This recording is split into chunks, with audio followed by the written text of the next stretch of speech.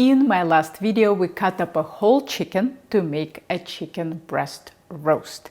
We salted it, and now it's ready for prime time. I've roasted this cut on my channel before. It's one of my favorite dishes, and I often make it for my family and students. The technique I usually use is the Zuni Cafe skillet method. A chicken roasted in a skillet is a glorious thing. It browns beautifully and gives you those lovely brown bits that you can turn into a pan sauce.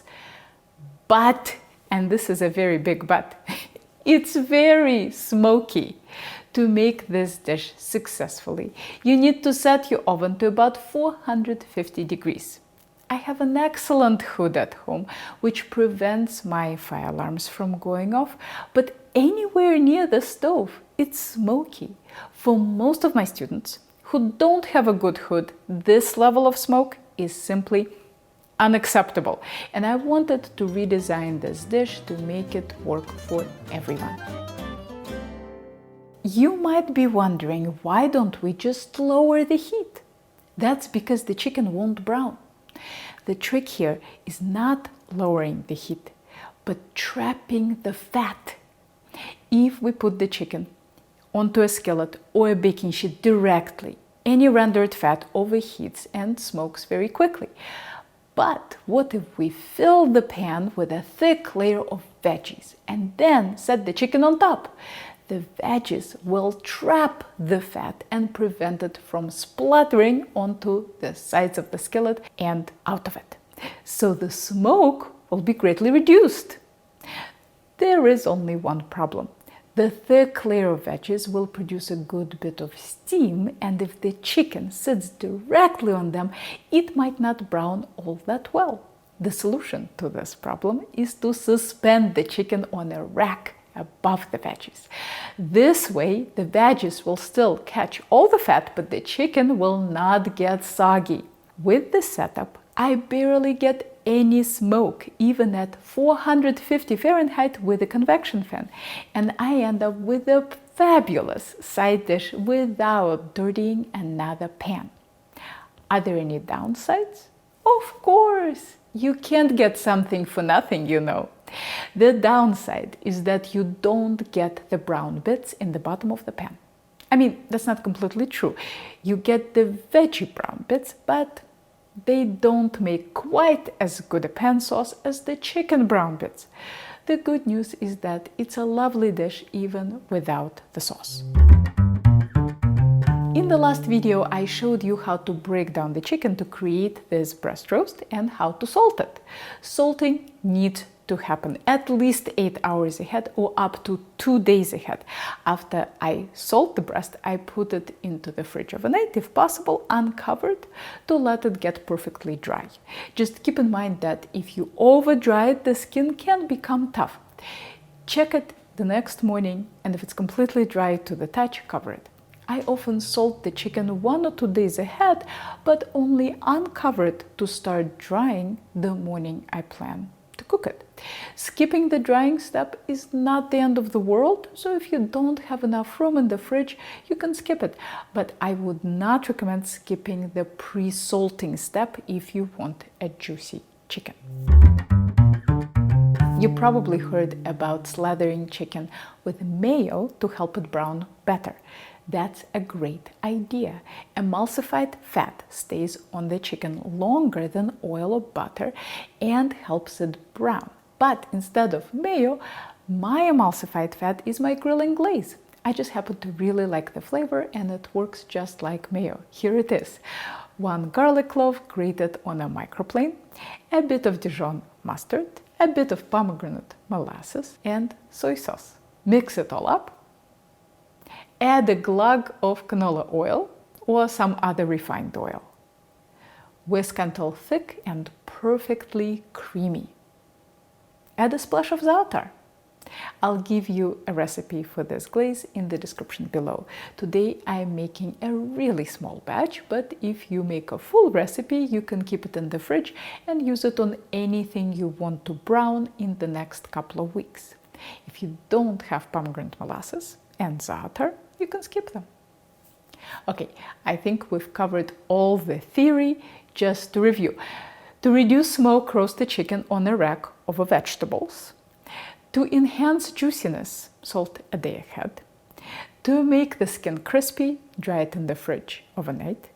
To make the skin brown, use the grilling glaze. Now let's put it all into practice. Preheat the oven to 450 degrees with the rack in the lower third. Cut up some veggies. I'll do a small red onion and half of Savoy cabbage. The core of it is very tough, so I'll remove it. Since the cabbage browns very quickly, I'll keep it in relatively big chunks. Of course, you could replace cabbage with potatoes, carrots, parsnips, turnips, peppers, and any other vegetables that taste good roasted and require a substantial cooking time. In other words, don't use asparagus because it will overcook. Put your vegetables into the pan. The quantity is important. You need enough to fill the pan completely and form a layer that is at least 1 inch thick. But you want to make sure there is at least half an inch between the vegetables and the top of the pan. I really like a 12-inch pan with straight sides for this dish since it can hold a lot of veggies. Sprinkle them with salt, pepper, and olive oil or clarified butter. I'm using 3 to 4 tablespoons. Any less and the vegetables will come out dry and burnt. Give it all a mix. Set a flat rack on top. Here's our chicken. See how the skin got nice and dry? Dry the back of the chicken thoroughly. Since it was in contact with the plate, it is damp. If you didn't dry out the breast skin overnight, coat it in a bit of oil to prevent sticking. Since mine is very dry, it doesn't tend to stick. We'll start this chicken with the breast facing down. This will let the back brown and will produce a more even internal temperature. Drip a very small amount of the glaze on the back of the chicken and rub it all over the back and the sides. It should be a very thin layer and it should cover everything that's not touching the rack. Of course, the glaze is optional and you can simply use oil. Put the chicken in the oven for 15 to 20 minutes and turn on the convection fan if you have it to speed up browning.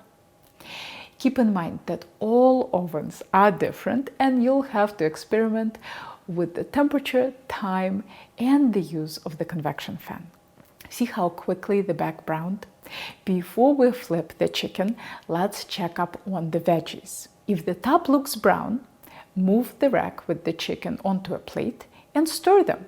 If they don't look brown yet, no need to stir. Place the rack with the chicken back over the pan, flip the chicken over, cover the breast with a thin layer of glaze. It should be extremely thin, otherwise the chicken will burn. Don't try to use up all of the glaze. You might have leftovers. Dip the chicken so that the thick part is pointing up to prevent the thin tip from drying out.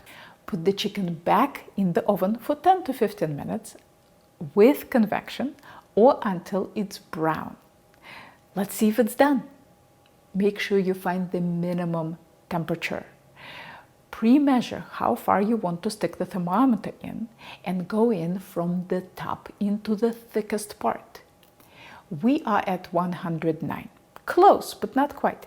To prevent our chicken from browning more than necessary, let's reduce the oven to 400 and set the chicken directly onto the veggies. This is a good opportunity to stir them. Setting the chicken directly onto the veggies will cook it more gently.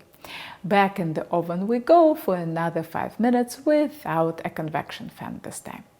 Now we are at 122 Fahrenheit. I'm trying to get between 125 and 130.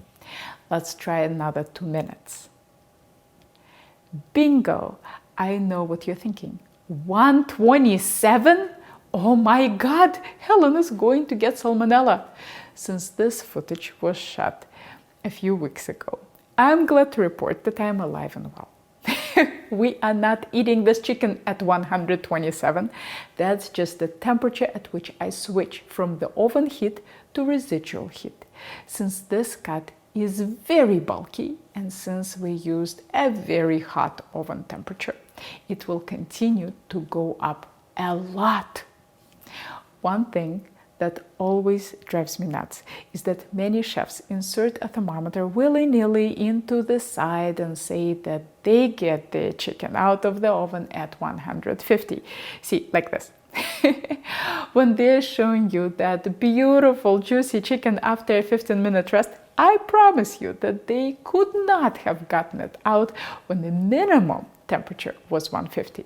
If they fished around that breast carefully, they discovered that the minimum temperature was probably around 130. But no one wants to tell people to cook their chicken breast to 130 and let it rest to 150. That requires too much explanation. You should also know that it's safer on a bone-in chicken breast roast than a whole chicken.